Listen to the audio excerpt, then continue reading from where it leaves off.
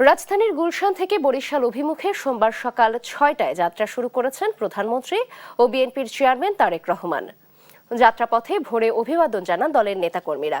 পোস্তগোলা সেতুর সামনে উষ্ণ গণসংবর্ধনার আয়োজন করে কেরানীগঞ্জ উপজেলা দক্ষিণ শাখা বিএনপি অঙ্গ ও সহযোগী সংগঠন। প্রধানমন্ত্রীকে অভ্যর্থনা জানাতে ভিড় করেন বিএনপির নেতাকর্মী ও সাধারণ মানুষ। প্রিয় নেতাকে এক নজর দেখা ও ফুল দিয়ে অভিবাদন জানান দলের নেতাকর্মীরা।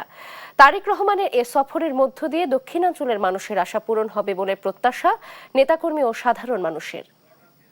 দক্ষিণবঙ্গের উপর দিয়ে যখন যাচ্ছে সেখানে আমরা যারা আছি যে সব স্পটে বিএনপি নেতৃবৃন্দরা সবাই আমাদের মাননীয় প্রধানমন্ত্রীর জনগণের নেতাকে সংবর্ধনা জানানোর জন্য আমরা সবাই একত্রিত হয়েছি। আমরা চাই উনার নেতৃত্বে এই বাংলাদেশ নতুন একটা যে স্বপ্ন উনি দেখতেছেন, উনি বলছিলেন আমার একটা ড্রিম আছে, এই স্বপ্ন যাতে আল্লাহ উনার মাধ্যমে বাস্তবায়ন করে।